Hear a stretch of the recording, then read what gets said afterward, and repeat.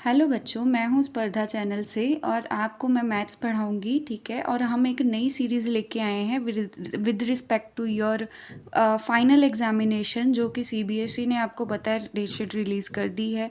17 Feb 2026 से आपके paper जो हैं वो शुरू होने वाले हैं और 9 अप्रैल 2026 तक ही आपके जाएंगे। वही मैथ्स के एग्ज़ाम की बात करें तो मैथ्स के आपका जो एग्ज़ाम है वो 9 मार्च 2026 को रहेगा, मंडे के दिन। और इसका जो टाइम है, स्केड्यूल है, वो 10:30 सुबह से 1:30 जो दोपहर तक चलेगा। अप्लाइड मैथ्स का भी जो एग्ज़ाम है वो सेम डे ही रहेगा, ठीक है। तो इसी रिस्पेक्ट से मैं एक आपके लिए बहुत ही इम्पॉर्टेंट सीरीज़ है प्रीवियस ईयर क्वेश्चंस की। जब भी हमें फाइनल एग्ज़ाम्स हमारे दिमाग में आते हैं तो सबसे पहले क्या पॉइंट हमारे दिमाग में आता है कि हमें प्रीवियस ईयर क्वेश्चंस बहुत पहले करने चाहिए, इससे कि आपको जो बोर्ड के एग्ज़ाम्स में क्वेश्चन अटैम्प्टिंग में बहुत हेल्पफुल ये रहते हैं। क्योंकि ऑलमोस्ट क्वेश्चन जो है ऐसे ही मतलब आपको काफ़ी हद तक ऐसे सेम टाइप के क्वेश्चन ही देखने को मिलते हैं। तो प्रीवियस ईयर क्वेश्चन प्लीज़ करके जाइएगा। तो इसी से रिलेटेड मैं आज आपके लिए लेके आई हूँ हमारा कॉन्टीन्यूटी और डिफरेंशिएबिलिटी टॉपिक के ऊपर 2024 का पेपर है ये, ठीक है। और ये क्वेश्चन पेपर का जो कोड है वो है 6551, ठीक है। आप जाके चेक भी कर सकते हैं। और सेट 1 है, सेट 1 के कॉन्टीन्यूटी और डिफरेंशिएबिलिटी के सारे क्वेश्चंस आज मैं आपके लिए लेके आई हूँ। तो सबसे पहले हम, जैसे आपके एग्ज़ाम में क्वेश्चन आते हैं, एमसीक्यूज़ आते हैं, ठीक है, वेरी शॉर्ट आते हैं और शॉर्ट आते हैं, लॉन्ग क्वेश्चन आते हैं, या केस स्टडीज़ आते हैं। तो जैसे भी बच्चे टॉपिक के क्वेश्चन आपको देखने को मिलेंगे तो हम चैप्टर वाइज उसको कवर करने जा रहे हैं अपनी इस सीरीज़ के लिए। तो ये जो सीरीज़ है वो आपके लिए, आपके एग्ज़ाम्स के लिए बहुत ही इम्पॉर्टेंट है। तो इसको बहुत ही ध्यान से करिएगा, क्योंकि मेरी ये कोशिश रहेगी कि आपको बेस्ट कंटेंट दिया जाए, ठीक है, ताकि जो आपकी प्रिपरेशन है उसमें हेल्पफुल ये रह सके, ठीक है जी। तो आप भी बहुत ही सीरियसली इसको फॉलो कीजिएगा। अगर कुछ नहीं समझ में आता तो आप कमेंट कर सकते हैं, ठीक है। और अगर कोई इम्प्रूवमेंट आपको लगती है तो उसके लिए भी आप वीडियो के कमेंट सेक्शन में मुझे बता सकते हैं। लेकिन प्लीज़ इसको ज़रूर फॉलो कीजिएगा, ये आपके लिए बहुत ही इम्पॉर्टेंट है, ठीक है जी। तो सबसे पहले है क्वेश्चन, मैं लेके आई हूँ एमसीक्यूज़, ठीक है। तो एमसीक्यूज़ जो रहेंगे ये आपके एमसीक्यूज़, देखिए क्वेश्चन की नंबरिंग अगर आप देखेंगे तो मैंने सीधा यहाँ पे लिखा है क्वेश्चन नंबर 5। तो ये क्वेश्चन नंबर 5 इसी सेट में, ये जो है हमारा सेट फर्स्ट, इस क्वेश्चन पेपर में इसकी जो नंबरिंग है वो सेम रहेगी। तो अगर आप क्वेश्चन पेपर देखेंगे इस पर्टिकुलर ईयर का, ठीक है, तो इसमें आपको क्या देखने को मिलेगा कि ये क्वेश्चन आपको एग्जैक्ट नंबरिंग आपको वहाँ पे मिल जाएगी। तो ढूंढने में बिल्कुल आसान रहेगा। अगर आप एक प्रिंट आउट निकाल लेंगे तो आपके लिए बहुत ही इजी रहेगा। लेकिन मैंने क्वेश्चन स्टेटमेंट पर्टिकुलर पूरी की पूरी मेंशन की है, तो इसमें कोई दिक्कत वाली बात आपको नहीं आएगी। तो सबसे पहला क्वेश्चन आप देखते हैं। होपफुली मैं ये समझ रही हूँ कि आप अपनी क्लासेस, अपना बेस एक बार क्लियर करके आ चुके हैं और ये आपका एक एडिशनल आपकी जो रिवीजन है वो है, ठीक है जी। तो इसमें बेसिकली मैं सॉल्यूशंस डिस्कस करूँगी आपके साथ क्वेश्चंस के। तो पहला क्वेश्चन आपका एमसीक्यू है, कहता है कि इफ़ एफ ऑफ एक्स क्या है, हमारा एक फंक्शन है, ठीक है। और ऐसा फंक्शन जिसकी डेफिनेशन क्या दी हुई है, कहता है कि when X is non zero, जब X non zero value hold कर रहा है तो फंक्शन कैसे डिफाइन किया गया है, sign square a x upon x square, ठीक है जी। और जब एक्स की वैल्यू ज़ीरो है, ज़ीरो के ऊपर फंक्शन की वैल्यू क्या आ रही है, 1 आ रही है। और हमें गिवन है, क्या गिवन है, कि this function f of x is continuous है ज़ीरो के ऊपर, at x equals to zero. तो कह रहा है then the value of a is, तो मुझे बताइए कि ये जो ए हम वेरिएबल यूज़ किया गया, इस ए की वैल्यू क्या होगी। ऑप्शन ए आपके पास है 1 होगी, ऑप्शन बी है -1 होगी, ऑप्शन सी है +-1 होगी, या 0 रहेगी, ठीक है जी। तो इसके बाद है सोल्यूशन, इसका देखते हैं। कहता है कि हमने आपको अब फाइंड, देखिए मैंने आंसर यहाँ पे लिख दिया है, इसका आंसर सी आएगा, +-1। तो अगर आपको जल्दी है तो यहाँ पर देख के आप, ठीक है, आप एक बार खुद से अटैम्प्ट करने की कोशिश करना, फिर इसका सोल्यूशन देखना, ठीक है। तो सोल्यूशन इसका क्या है, अब मुझे पता है कि एफ ऑफ एक्स क्या है, sign square a x upon x square when X is non zero. तो जब एक्स नॉन ज़ीरो है तो ये फंक्शन की वैल्यू दे रखी है, ठीक है जी। और जब वो ज़ीरो के इक्वल है तो फंक्शन कैसे डिफाइंड है, एफ ऑफ ज़ीरो आप कह सकते हैं कि क्या है, 1 के इक्वल है। ठीक है। तो अब मुझे पता है कि फंक्शन क्या है, कॉन्टीन्यूअस है मेरा, क्या है, कॉन्टीन्यूअस है। तो ये गिवन कंडीशन को यूज़ करेंगे, क्या आएगा बच्चे, एफ ऑफ एक्स क्योंकि कॉन्टीन्यूअस है तो हमें पता है कॉन्टीन्यूटी की डेफिनेशन, तो हम ले लेंगे कि limit x approaches to zero f of x equals to f of zero. तो अगर नहीं पता है तो ये एक बार देख लीजिए। तो अगर कॉन्टीन्यूअस फंक्शन होता है तो नॉन ज़ीरो वैल्यूज़ के लिए और उस पर्टिकुलर पॉइंट के लिए वैल्यूज़ जो है फंक्शन की लिमिट लेके उसकी सेम आती है, ठीक है। तो अगर ये सेम आए तो वो कॉन्टीन्यूअस है। तो अब गिवन है तो हम ये लेके चलेंगे, ठीक है। तो कहता है कि जब लिमिट ज़ीरो को अप्रोच कर रही है, मतलब ज़ीरो नहीं है, ज़ीरो को अप्रोच कर रही है, तो ये फंक्शन डिफाइंड है, ठीक है। और जब वो ज़ीरो की इक्वल है तो ये फंक्शन की वैल्यू है, ठीक है जी। अब यहाँ पे देखिए, इसको फंक्शन को ध्यान से देखिए, ये क्या है, sign square a x upon x square. अब इसके जो एंगल में है वो क्या है, ए एक्स दिया हुआ है, ठीक है। और वैसे ये इसको आपको एक फॉर्मूला पता होगा लिमिट का कि when your limit x approaches to zero हो और ऊपर और नीचे क्या दिया हो, साइन एक्स अपॉन एक्स दिया हो, तो इसकी वैल्यू हमारी क्या आती है, 1 आती है। तो इसी वैल्यू को हम यहाँ पे यूज़ करेंगे। लेकिन एक चीज़ का ध्यान रखेंगे, एंगल क्या है, ए एक्स है और बाहर क्या है, स्क्वायर है। फॉर्मूले में यहाँ पे स्क्वायर की कोई बात नहीं की गई है, लेकिन ये स्क्वायर के लिए भी ट्रू होता है कि ऊपर और नीचे आप दोनों साइड स्क्वायर कर दीजिए तब भी वैल्यू सेम रहती है। तो वही फॉर्मूला यूज़ करेंगे। तो यहाँ पे क्या है, नीचे एक्स स्क्वायर है, तो हमें बेस में भी वही चाहिए जो यहाँ पे एंगल में होगा, ठीक है। तो एंगल में ए एक्स है लेकिन बेस में हमें बनाना पड़ेगा ए स्क्वायर एक्स स्क्वायर। ऐसा क्यों बच्चे, क्योंकि हम इसको लिख सकते हैं, this implies limit x approaches to zero, तो इसको लिखा जा सकता है sine of a x the whole power two upon x square, ठीक है। तो क्या होगा कि जब एंगल का आप देखेंगे, एंगल को देखेंगे, ये ए एक्स है तो नीचे क्या आएगा आपका ए स्क्वायर एक्स स्क्वायर। तो इसके लिए आपको क्या करना पड़ेगा, ए स्क्वायर को नीचे डिवाइड और जो डिवाइड कर रहे हो उसी को मल्टीप्लाई। इससे आपके फंक्शन की वैल्यू में कोई फ़र्क नहीं पड़ेगा। तो यही हमने काम यहाँ पे किया हुआ है। तो ये आ गई वैल्यू और ये गिवन है, ठीक है, ये हम लेके चल रहे हैं, ये वैल्यू नहीं आई है, लेके चल रहे।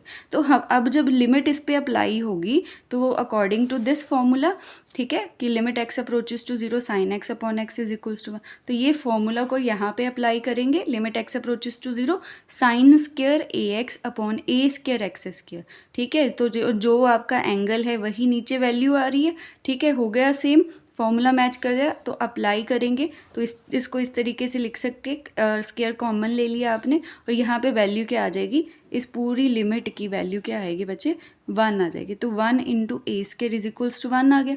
अब जब ए स्क्वायर इक्वल्स टू 1 है तो क्या आ जाएगा, A is equals to plus minus 1। तो यही आपका क्या रहेगा आंसर, दैट इज़ योर क्या था, ऑप्शन नंबर सी में, ठीक है। तो नेक्स्ट क्वेश्चन की बात करते हैं।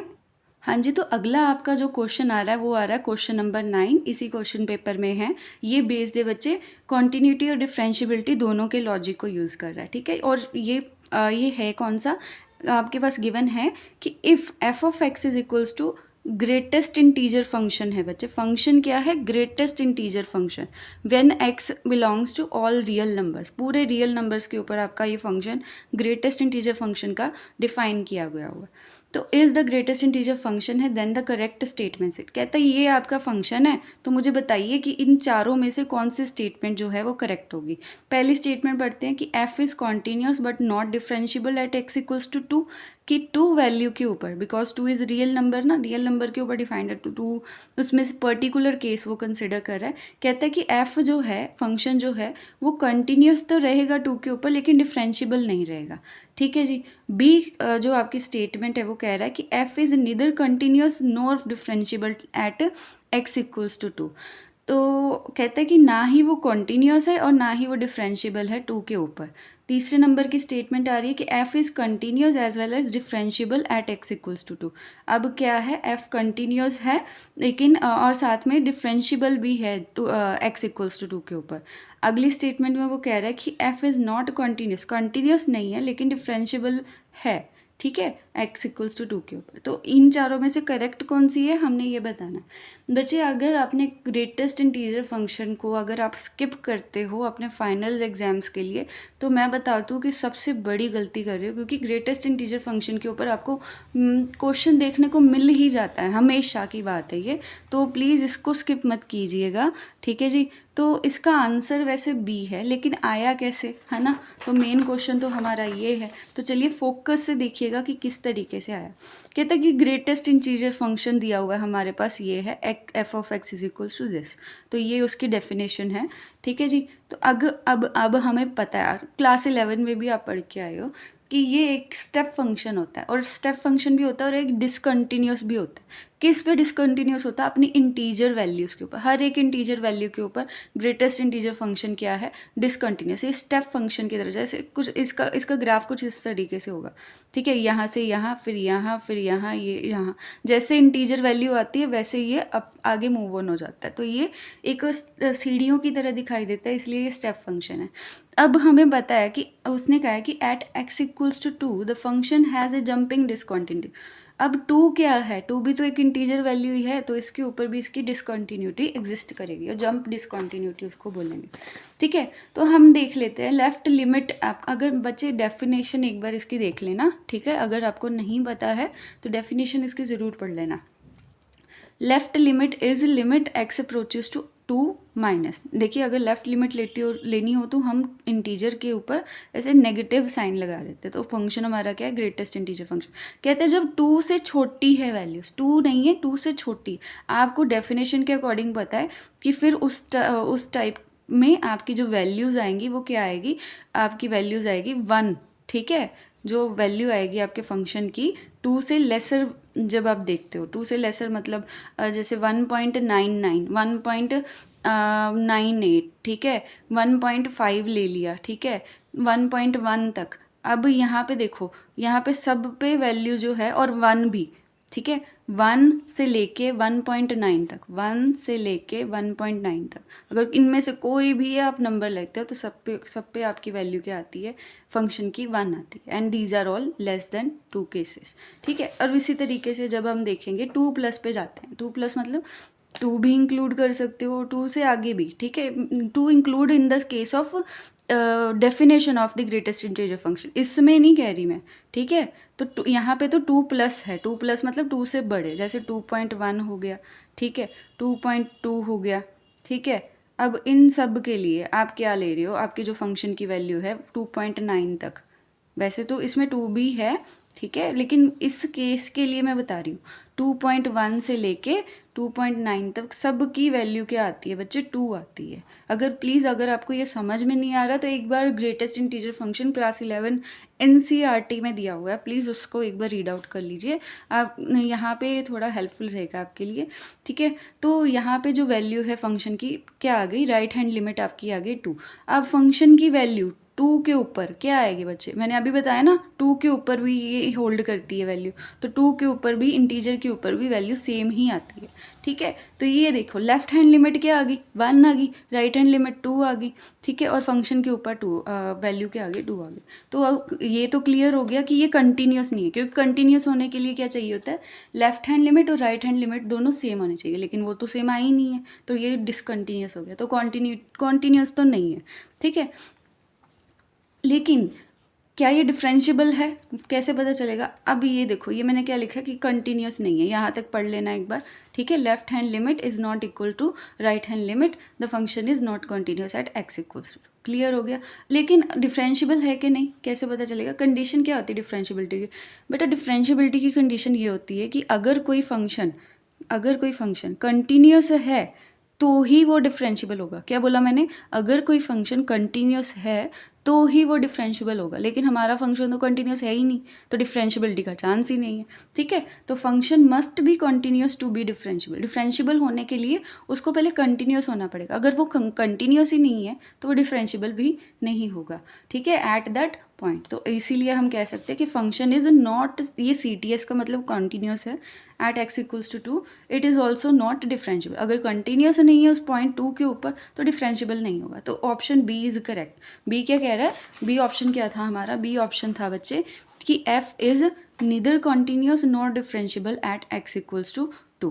क्लियर है? तो होप आपको ये समझ में आया होगा। नेक्स्ट क्वेश्चन पे मूव करते हैं। ये हमारा था इस टॉपिक का सेकेंड MCQ, ठीक है। वैसे पेपर में इसका क्वेश्चन नंबर था 9। तो नेक्स्ट क्वेश्चन पे मूव करते हैं बच्चे। नेक्स्ट क्वेश्चन, अब MCQs तो हो गए हैं ख़त्म, तो मतलब इस टॉपिक के सिर्फ 2 ही एमसीक्यूज हमें देखने को मिले थे उस पेपर में, ठीक है। अब आते हैं सेक्शन बी के ऊपर। सेक्शन बी में 2 मार्क्स के very short answer type questions होते हैं आपके।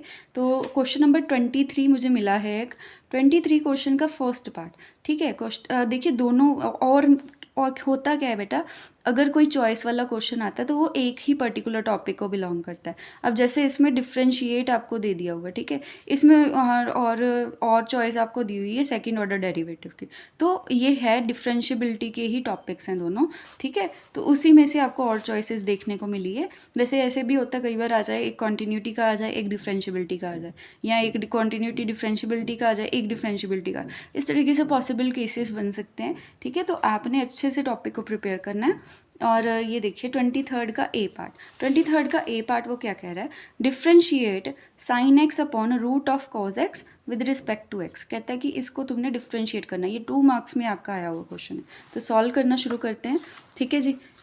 अब देखो क्या है, तो y एज्यूम कर ले, y is equals to sine x upon root cos x. तो सबसे पहले देखिए मैं इस पे क्वोशिएंट रूल अप्लाई करने लगी हूँ। क्वोशिएंट रूल में हम क्या ले लेंगे, ऊपर वाले को u ले लेंगे, नीचे वाले को v ले लेंगे। और आपको पता है क्वोशिएंट रूल का फॉर्मूला ये होता है, अगर आपको नहीं पता तो प्लीज़ एक बार ये देख लो, D by D X of U by V, ठीक है। यू बाई वी के फॉर्म में अगर आपका कोई फंक्शन गिवन है और आपको उसका डेरिवेटिव निकालना है, बेसिकली इस क्वेश्चन में डिफ्रेंशिएट करना मतलब डेरिवेटिव निकालना है, तो क्या होता है बेटा, बेस का स्क्वायर दैट इज़ वी का स्क्वायर, फिर base function as it is, ठीक है। और जो न्यूमिनेटर में है उसका डेरिवेटिव करेंगे विद रिस्पेक्ट टू एक्स, तो D you by D X आ जाएगा minus U D we by D x. तो ये फॉर्मूला है, होपफुली आपने क्लास में भी पढ़ा होगा।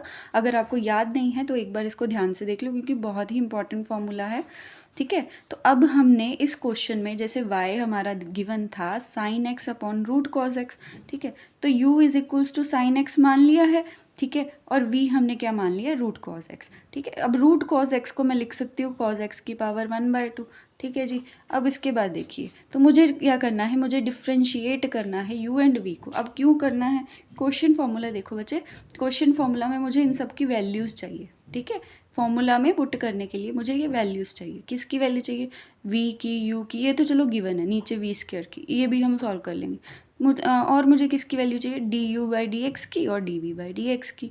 तो सबसे पहले मैं क्या निकालूंगी, D you by D X और D we by D x, D we by D x. तो इसके लिए डिफ्रेंशिएट करेंगे u और v को विद रिस्पेक्ट टू x, ठीक है। तो यहाँ पे लिख लेते हैं किसके विद रिस्पेक्ट टू कर रहे हैं, विद रिस्पेक्ट टू x, ठीक है। तो u क्या है, साइन x है, तो D you by D x आपको सिंपल फॉर्मूला पता है, साइन x का डेरिवेटिव क्या होता है बच्चे, कॉस x होता है, ठीक है जी। और आगे है वी एक्स, v के लिए देखते हैं, v क्या है, कॉज की पावर 1/2, रूट कॉज x को हमने लिखा है ऐसे, ठीक है, लिख लिया ना, ऐसे लिख सकते हैं। तो आगे इसका डेरिवेटिव करेंगे तो d we by D x is equals to क्या आ जाएगा, 1/2 आगे आ गया, तो यहाँ पे आ जाएगी कॉज एक्स की पावर में आ जाएगा -1/2 कैसे आया, 1/2 में से 1 को माइनस कर लिया, ठीक है ना, 1/2 में से माइनस कर लिया 1 को, ठीक है। तो ये आ जाएगा -1/2, तो ये लिख दिया यहाँ पे -1/2। और क्योंकि कॉज एक्स क्या है, फिर से फंक्शन ही है, तो चेन रूल अप्लाई होगा और कोज एक्स का डेरिवेटिव भी होगा। तो कोज एक्स का डेरिवेटिव क्या होता है, माइनस साइन एक्स, तो इनटू माइनस साइन एक्स, तो ये आ गया d we by D x. तो इसको थोड़ा सिंप्लीफाई करके जब लिखेंगे तो ये क्या आ जाएगा, d we by D x is equals to minus sine x upon 2 cos x की पावर 1/2। अब देखो ऊपर ये नेगेटिव थी ना, नेगेटिव पावर है तो इसको पॉजिटिव कैसे करेंगे, इसको न्यूमरेटर से उठा के डिनोमिनेटर में ले आओ। तो जब हम किसी वैल्यू को न्यूमरेटर से डिनोमिनेटर में लेके आते हैं और उसकी पावर नेगेटिव होती है तो आपकी वो पावर पॉजिटिव में चेंज हो जाती है। सिमिलर रूल डिनोमिनेटर पे भी होल्ड करते हैं, ठीक है।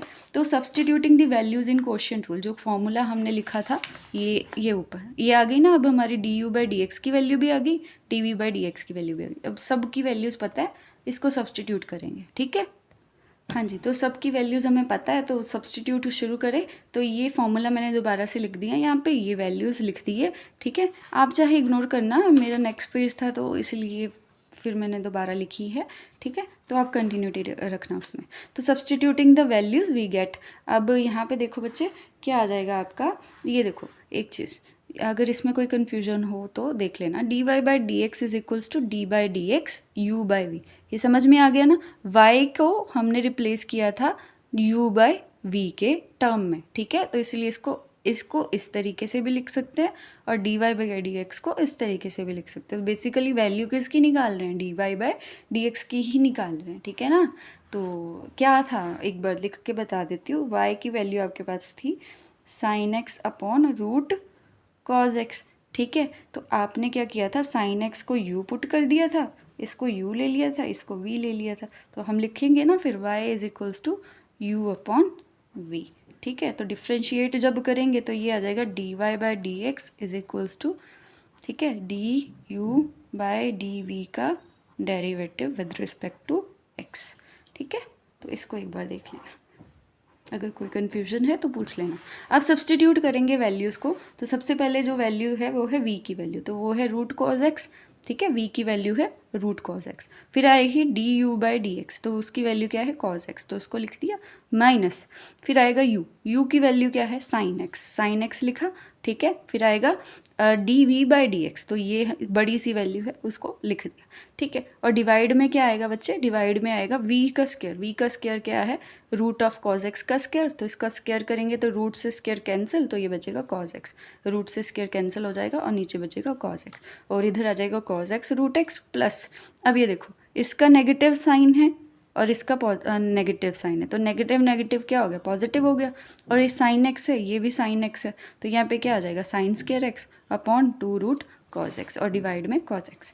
अब इसको सिंप्लीफाई करेंगे, ये इसको और इसको एलसीएम लेंगे इसका, तो एलसीएम में क्या आ जाएगा, टू रूट कॉज एक्स। अब टू रूट कॉज एक्स है, इसका डिनोमिनेटर 1 है, तो ये ऊपर जाके मल्टीप्लाई हो जाएगा, ये आ जाएगा two cos x cos x. अब ये कॉज एक्स कैसे आया, ये रूट कॉज एक्स और ये रूट कॉज एक्स आपस में क्या हो गए, प्रोडक्ट हो गए, तो ये बन गया कॉज एक्स प्लस क्या आएगा, न्यूमरेटर इसका sine square x upon two root cos x upon whole divided by cos x, ठीक है। अब सिंप्लीफाई कर लेते हैं, इसको सिंप्लीफाई करेंगे तो two cos x into cos x, cos square x. अब साइन स्क्वायर एक्स को मैं लिख सकती हूँ 1 माइनस कॉज स्क्वायर एक्स। अब ये सिर्फ सिंप्लीफाई करने के लिए है, ठीक है। और डिवाइड कर देंगे बच्चे, ये देखो ये, और जब ऐसे डिनोमिनेटर्स आ जाएं, ठीक है, तो आप क्या कर सकते हो, कॉज एक्स को इसके साथ मल्टीप्लाई कर दो, तो मल्टीप्लाई करेंगे, इसकी पावर क्या है 1/2, इसकी पावर क्या है 1, तो पावर्स ऐड करेंगे 1/2 प्लस 1 इज 3/2, तो यहाँ पे आपके पास आ जाएगा 2 times cause 3/2 x. Hope it is clear, ठीक है। तो अब इसकी ब्रैकेट ओपन कर देंगे, ओपन करेंगे तो ये बन जाएगा 2 cause square x minus cos square x plus 1। अब 2 cause square x minus cos square x, ये बन जाएगा कॉज स्क्वायर एक्स, और यहाँ पे plus 1 divided by cause 3/2 x, और साथ में 2 मल्टीप्लाई में, तो ये आपका आ गया derivative of dy by d x. Hope it is clear, ठीक है। अब मूविंग टू नेक्स्ट क्वेश्चन। हाँ जी बच्चे, तो नेक्स्ट क्वेश्चन हमारा है 23 का ही बी पार्ट, और पार्ट भी कई बच्चे इसको बोल देते हैं। तो बी पार्ट ये है कि if y is equals to 5 cos x minus 3 sine x, prove that कि ये इक्वेशन आपकी होल्ड हो जाए। बच्चे इसको करने के 2-3 तरीके होते हैं कि आप क्या करो, पहले इसका डेरिवेटिव लो, इसका डबल डेरिवेटिव लो, उसी में से ये इक्वेशन डिराइव कर दो, या फिर आप क्या करो कि ये इक्वेशन की वैल्यूज़ को निकालो एक एक करके, ठीक है, और इसमें सब्सटीट्यूट कर दो और इक्वल टू 0 प्रूफ कर दो। तो मैं उसी को सेकंड मेथड को ही फॉलो करने लगी। मैं पहले क्या करूँगी, इसका सेकंड ऑर्डर डेरिवेटिव निकालूंगी, ठीक है, और फिर y की वैल्यू यूज़ करूँगी, फिर दोनों की वैल्यूज़ को यहाँ पे सब्सटीट्यूट करके इक्वल टू 0 प्रूफ कर दूँगी, ठीक है। तो ये बच्चे 2 मार्क्स में ये आपका क्वेश्चन आया हुआ है, सेक्शन बी 23 का बी पार्ट है ये, ठीक है। बच्चे क्वेश्चन नंबर्स देख के मैं फिर कह रही हूँ, कंफ्यूज मत होना, क्योंकि 23 जो है क्वेश्चन पेपर में ये आपका नंबर है, इस क्वेश्चन का आपको मिलेगा, ठीक है। मैंने स्टार्टिंग में सब आपको बता दिया, ये कौन से सेट का है, क्या है, नहीं पता लगा तो ये देख लो, ठीक है। सेट 1 2024 का क्वेश्चन पेपर है 6551, ये इसका कोड है, ठीक है। तो उसमें से कंटिन्यूटी और डिफरेंशिएबिलिटी के क्वेश्चंस आपके चल रहे हैं, ठीक है जी। तो अब इसको सॉल्व करते हैं। हाँ जी, तो ये है आपका 23 का बी पार्ट।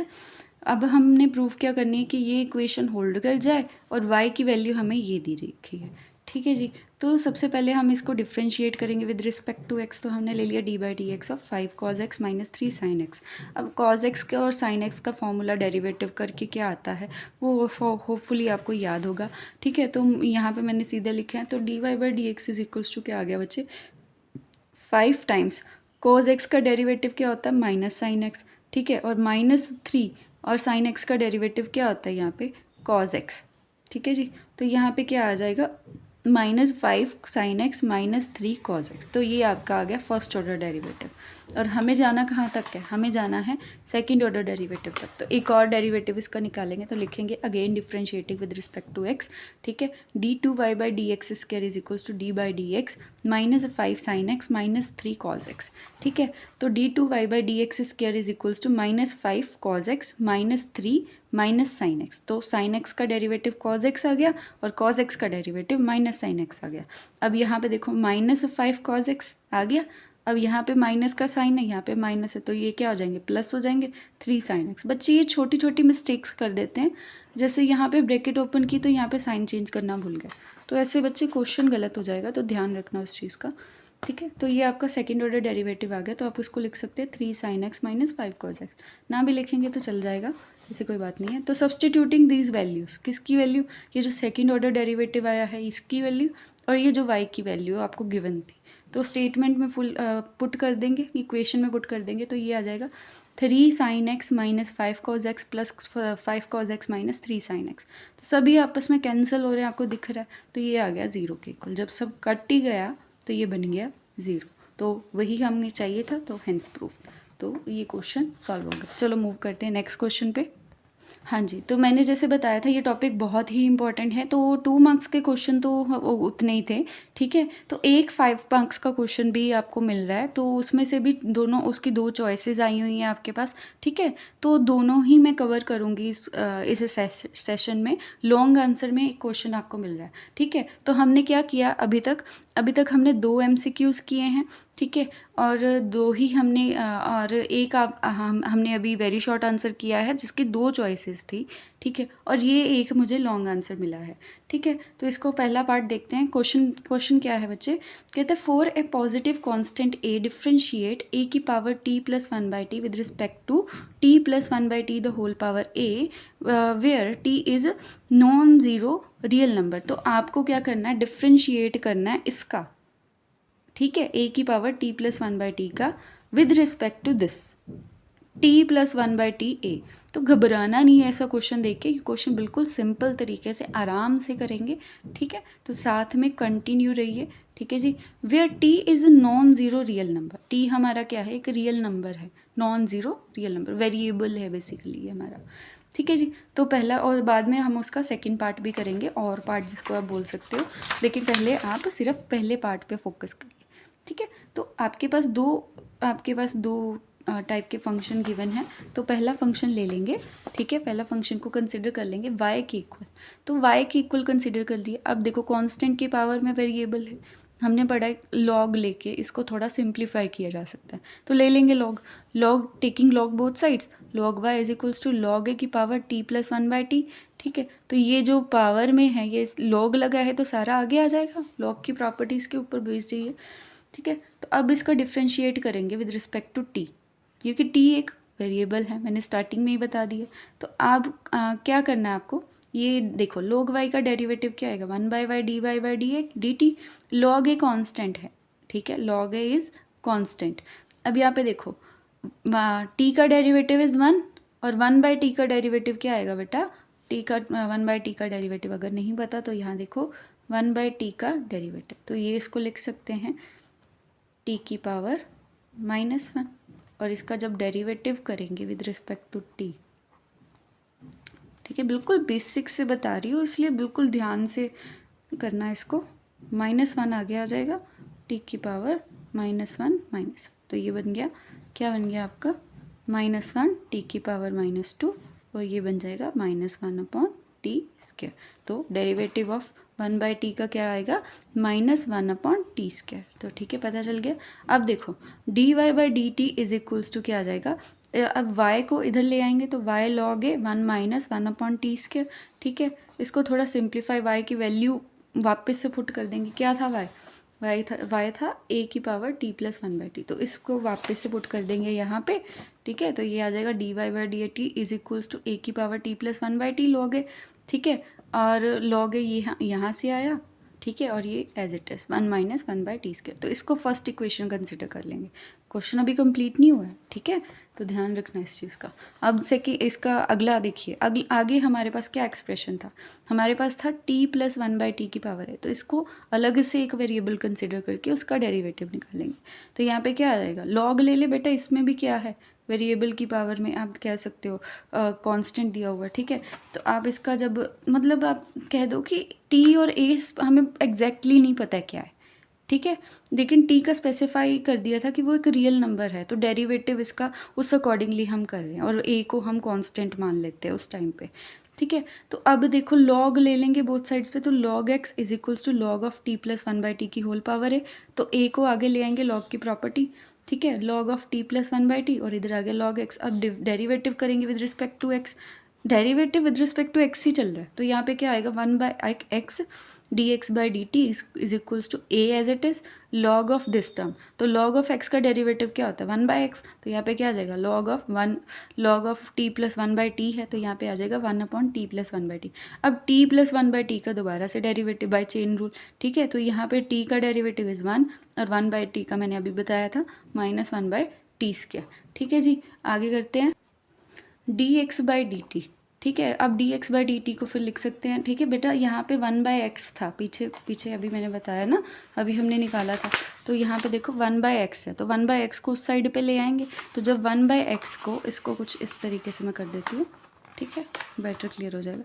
तो 1/x है, तो x को दूसरी साइड पे लेके आएंगे, ठीक है। अब x को दूसरी साइड पे लेके आ रहे हैं और इसको सिंप्लीफाई कर रहे हैं। जब x को दूसरी साइड पे लेके आएंगे तो x की वैल्यू क्या है, t+1/t⁴a, ठीक है, तो यहाँ पे वो आ जाएगा और साथ में डिवाइड में क्या है t+1/t, तो t+1/t न्यूमरेटर में और की पावर a न्यूमरेटर में है और ये डिनोमिनेटर में है, तो बेस सेम है, तो ये ऊपर एडजस्ट हो जाएगा, तो यहाँ पे क्या बचेगा आपके पास, यहाँ पे बचेगा t+1/t a की पावर में a-1 और साथ में मल्टीप्लाई क्या आ जाएगा a आ जाएगा, और ये तो हो गया एडजस्ट इसमें और ये एज इट इज़, तो ये आपकी आ गई सेकेंड इक्वेशन, ठीक है जी। तो अब देखो ये वैसे मैंने यहाँ पे लिखा हुआ है, तो अगर आपको क्लियर नहीं हुआ तो ये x की वैल्यू थी, तो और ये बेस था, ये ऊपर आके एडजस्ट हुआ, तो ये बन गया a-1 और ये आपके आ गई सेकेंड इक्वेशन, ठीक है जी।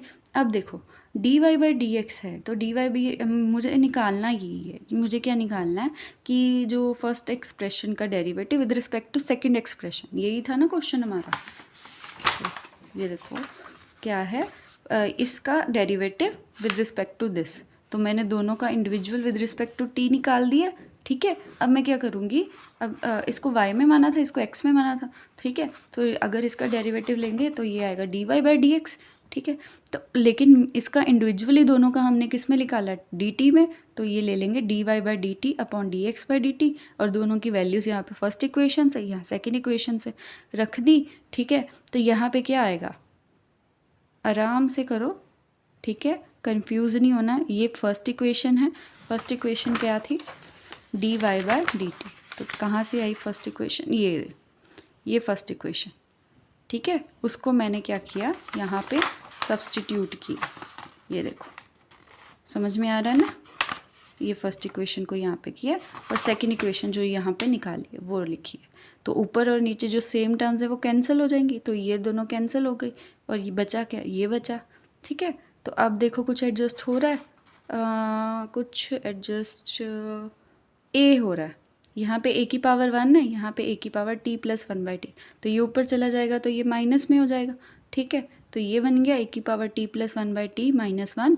log a upon t+1/t a की पावर में a-1, तो ये आपका आ गया डेरिवेटिव, तो ये है आंसर। तो कंफ्यूज नहीं होना ऐसे क्वेश्चन में, आराम से करना, और आपको देख रहे हो कि ये 5 मार्क्स का क्वेश्चन है, तो कितना इंपॉर्टेंट है ये, ठीक है। तो अभी नेक्स्ट क्वेश्चन इसका बी पार्ट करते हैं, 34 का बी पार्ट, ठीक है। तो 34 का बी पार्ट पहले इक्वेशन देख लेते हैं क्या है, दिस इज 34 का बी पार्ट, कहते हैं और पार्ट भी आप इसको बोल सकते हो, ठीक है जी। तो find dy/dx, simple derivative find करो, और सिंपल तो होगा नहीं कुछ, तो ये गिवन क्या है, y की पावर x प्लस x की पावर y प्लस x की power x plus equals to a की पावर b। और एक्स वाई ए बी ये सब क्या है, तो ए बी के बारे में तो उसने बताया कि ए बी क्या है, कांस्टेंट है। तो कांस्टेंट है तो मतलब डेरिवेटिव करेंगे तो वो ज़ीरो हो जाएगा, ठीक है। और एक्स और वाई दोनों वेरिएबल है, ये बात का ध्यान रखना। एक्स जो है वो इंडिपेंडेंट कंसीडर करते हैं। देखिए ये कहाँ से पता चला किसको इंडिपेंडेंट लेना, जो बेस में है, जो बेस में है वो इंडिपेंडेंट होगा, जो न्यूमरेटर में है वो आपका डिपेंडेंट होगा। तो एक्स होगा आपका इंडिपेंडेंट और y आपका क्या होगा, डिपेंडेंट। तो ये क्यों इम्पोर्टेंट है, जब डेरिवेटिव करेंगे ना तो चेन रूल सिर्फ डिपेंडेंट वेरिएबल्स पे अप्लाई होता है, इंडिपेंडेंट पे नहीं। इसलिए इनका डिफरेंस क्लियर होना बहुत ज़रूरी है, तो इस चीज़ का ध्यान रखना, ठीक है। अब इसका सोल्यूशन शुरू करते हैं। हाँ जी, तो सोल्यूशन शुरू करते हैं। तो ये था हमारे पास इक्वेशन, ठीक है। तो सबसे पहले देखो क्या है, y की पावर x, x की पावर y, x की पावर x, तो इन तीनों को अलग अलग करते हैं। तो इसको मैंने u मान लिया, ये फंक्शन की पावर फंक्शन है, फंक्शन की पावर फंक्शन है, फंक्शन की पावर फंक्शन है। तो पहले फंक्शन की पावर फंक्शन को मैंने कोई एक वेरिएबल मान लिया u, दूसरे फंक्शन की power function that is x की पावर y को मैंने मान लिया v, और x की पावर x को मैंने मान लिया w। हमेशा इस तरीके को क्वेश्चंस को इसी तरीके से करना है, ठीक है। तो और इसमें एक्सप्रेशन में पुट करेंगे वैल्यू सबकी, तो ये आ जाएगा u इसकी जगह, v इसकी जगह और w इसकी जगह, ठीक है। तो u प्लस वी प्लस डब्ल्यू इज इक्वल्स टू a की पावर b, ठीक है। डिफ्रेंशिएट करेंगे विद रिस्पेक्ट टू x, क्योंकि इंडिपेंडेंट वेरिएबल वही है। तो यहाँ पे क्या आएगा, d you by D x, D we by D x, d W by D x equals to zero. अब ये जीरो कैसे हुआ, ये कांस्टेंट था, तो कांस्टेंट की पावर कांस्टेंट से कोई फ़र्क नहीं पड़ेगा। टू की पावर 1000 कर दो, लाख कर दो, कोई फ़र्क नहीं पड़ रहा, उसका जब डेरिवेटिव ले रहे हो तो वो ज़ीरो ही आ रहा है, तो इसको स्टार मान लिया, ठीक है। तो इसका ध्यान रखना, ये स्टार इक्वेशन है। तो इस स्टार इक्वेशन का यूज़ कहाँ पे होगा, हम D you by D X individually निकालेंगे, D we by D X individually निकालेंगे, D W by D X individually निकालेंगे, सबको अलग अलग निकालेंगे, यहाँ पे पुट कर देंगे, वो आपका आंसर आ जाएगा, ठीक है जी। आंसर आएगा, लेकिन d Y by D x उसमें कॉमन लेना पड़ेगा आपको, फिर आपका एक्चुअली आंसर निकलेगा। क्योंकि बोला हमें क्या गया है, एक्सप्रेशन इसकी वैल्यू नहीं निकालने को बोला गया, हमें बोला गया कि d Y by D x क्या होगा, तो उस अकॉर्डिंगली यहाँ से हम शुरू करेंगे, ठीक है। तो यू क्या है, y की पावर x, तो इसका डेरिवेटिव कैसे करेंगे, देखो फंक्शन की पावर फंक्शन जब भी दिया हो क्या लेना है, लॉग लेना है, ठीक है। कुछ नहीं सोचना, लॉग ले लो, log u is equals to log of y की पावर x। तो यहाँ पे क्या आएगा, log u is equals to x आगे आ गया लॉग y, तो डेरिवेटिव अब करना है इसका। तो जब डेरिवेटिव करेंगे तो ये क्या आ जाएगा, 1 by u d you by D x is equals to 1 into log y. अब बच्चे अगर आप कंफ्यूज हो रहे हो थोड़ा सा इसको देखो, ठीक है। क्या कर रहे हैं हम, लॉग u, इसका डेरिवेटिव किया तो 1 by u d you by D x, क्योंकि u क्या है, डिपेंडेंट है किस पे, x पे, तो ये आ गया। अब देखो u इंटू वी का फॉर्मूला लग रहा है, ठीक है, मतलब प्रोडक्ट रूल लग रहा है आपका, फर्स्ट फंक्शन का derivative second function as it is plus, ठीक है, प्लस फिर सेकंड फंक्शन का डेरिवेटिव, ठीक है, first function as it is into chain rule अगर कोई अप्लाई करना है तो कर सकते हो। तो यहाँ पे आएगा 1 इंटू एक्स का डेरिवेटिव 1 आ गया log y plus x as it is log y का डेरिवेटिव 1 बाई वाई, और वाई क्या है, डिपेंडेंट है, इसीलिए यहाँ पे d Y by D x आया। क्लियर है। अब यहाँ पे d you by D x को और सिंप्लीफाई करेंगे, यू को उस साइड पे ले जाएंगे, तो जब यू उस साइड पे गया तो यू की वैल्यू हमने पुट कर दी, यू की वैल्यू क्या थी, वाई की पावर एक्स, और ये सारा क्या आ गया, ब्रैकेट में आ गया। क्लियर है। इसी तरीके से आप क्या निकालोगे, वी की वैल्यू निकालोगे, तो एक्स की पावर वाई है वी, तो लॉग लेंगे दोनों साइड पे, y आगे आ गया, डेरिवेटिव लेंगे तो 1 by v d we by D x is equals to, ठीक है। अब इस पे भी प्रोडक्ट रूल अप्लाई करेंगे, तो D Y by D X first function का derivative, second function as it is plus, ठीक है। फिर हमने क्या किया, first function as it is second का डेरिवेटिव, तो लॉग एक्स का डेरिवेटिव क्या आएगा, 1 बाई एक्स, ठीक है जी, समझ में आ गया ना। ओके, अब देखो जी आगे d we by D x को और सिंप्लीफाई करेंगे, वी को उस साइड पे ले जाओ और वैल्यू पुट कर दो, एक्स की पावर वाई आ गया वी की वैल्यू, और ये सारा ब्रैकेट में, ठीक है। तो ये हो गया d we by D x. आगे आएगा डब्ल्यू, डब्ल्यू क्या है, एक्स की power x is equal implies log डब्ल्यू, ठीक है। क्या लेंगे बताने की ज़रूरत नहीं है, फंक्शन की पावर फंक्शन है, लॉग ले लो दोनों साइड पे, तो ये बन जाएगा लॉग डब्ल्यू, और इधर आ जाएगा एक्स लॉग एक्स, लॉग की प्रॉपर्टी लगी है, तो डेरिवेटिव करेंगे तो 1 by W D W by D x, ठीक है जी। अब ये आपको पता है ना लॉग का रूल, अगर चेन रूल होता है तो आगे अप्लाई हो जाता है वो, तो फर्स्ट फंक्शन का derivative second as it is plus second का derivative first as it is, तो ये x से x कैंसिल हो गए, ठीक है। तो यहाँ पे क्या बचा 1/w dw/dx log x plus 1, या फिर आप कह सकते हैं 1 प्लस log x। तो यहाँ पे क्या करेंगे, w को उस साइड पे लेके जाएंगे और w की वैल्यू पुट कर देंगे। w की वैल्यू क्या है, x की power x 1 plus log x, ठीक है। तो आगे देखो, आगे हमारे पास क्या है। अब मैंने क्या किया, मेरे पास था, मैंने कहा था आपको कि जैसे ही du/dx dv/dx और dw/dx की वैल्यू निकलेगी तो मैं इस इक्वेशन स्टार में पुट कर देंगे, ठीक है। अब इस स्टार इक्वेशन में मैं पुट करने जा रही हूँ ये सारी वैल्यूज़ को, ठीक है जी। हाँ जी, तो अब du/dv की वैल्यू du/dx की वैल्यू जो है वो पुट करेंगे तो क्या आई थी वैल्यू, y की power x log y plus x/y into dy/dx plus, ठीक है। फिर आएगी dv/dx की वैल्यू, ठीक है जी, तो वो लिख देंगे। फिर dw/dx की वैल्यू वो लिख देंगे, ठीक है। अब इसमें सॉल्व करेंगे। सॉल्व क्या करना बच्चे, हमें बेसिकली वैल्यू किसकी निकालनी है, dy/dx की। तो जहाँ पे भी dy/dx है वो टर्म्स को कॉमन ले लेंगे, तो क्या आ जाएगा dy/dx, ठीक है। ध्यान से देखना इसको, y की पावर x जब अंदर मल्टीप्लाई होगी तो यहाँ पे क्या आएगा, y की power x log y plus y की power x x/y into dy/dx, तो ये आ जाएगा। तो पहली टर्म जो मुझे मिलेगी dy/dx से वो मिलेगी dy/dx इंटू y की power x into x/y plus, ठीक है। आगे जैसे ही सिंप्लीफाई करते जाएंगे ये ब्रैकेट ओपन होगी तो यहाँ पे एक टर्म मुझे मिलेगी dy/dx की। कैसे मिलेगी, ये अंदर मल्टीप्लाई होगा तो ये बन जाएगा dy/dx इंटू एक्स की पावर y log x, ठीक है। तो यहाँ से भी एक वैल्यू मिलेगी, प्लस का साइन है तो यहाँ पे आएगा प्लस x की पावर y log x, ठीक है जी। और कहीं पे मिल सकती है, नहीं मिल सकती। बाकी सारी जो टर्म्स बच जाएंगी उनको हम दूसरी साइड पे लेके जाएंगे, क्योंकि इक्वल टू 0 है तो दूसरी साइड पे जाके क्या हो जाएगी, नेगेटिव हो जाएंगी सारी वैल्यू। तो पहली वैल्यू क्या आएगी, पहले ये निकल गया कॉमन टर्म्स, अब इक्वल टू लिखेंगे, ठीक है जी। तो आपकी वैल्यू क्या आएगी, पहले तो ये जाएगा तो ये उधर गया तो ये प्लस का है, इधर आके माइनस का, माइनस एक्स की power x 1 plus log x, फिर माइनस का साइन, ठीक है। अब ये जाएगा जिसमें dy/dx नहीं है, y की पावर x log y, ठीक है। तो यहाँ पे आ जाएगा माइनस y की पावर x log y, फिर माइनस का साइन अब इसमें से जाएगा जिसमें dy/dx नहीं है, ठीक है। तो यहाँ पे क्या आएगा x power y into y/x, तो ये x power y into y/x। Step clear है, नहीं क्लियर एक बार थोड़ी सी वीडियो पीछे जाके देख लो, क्लियर हो जाएगा, ठीक है।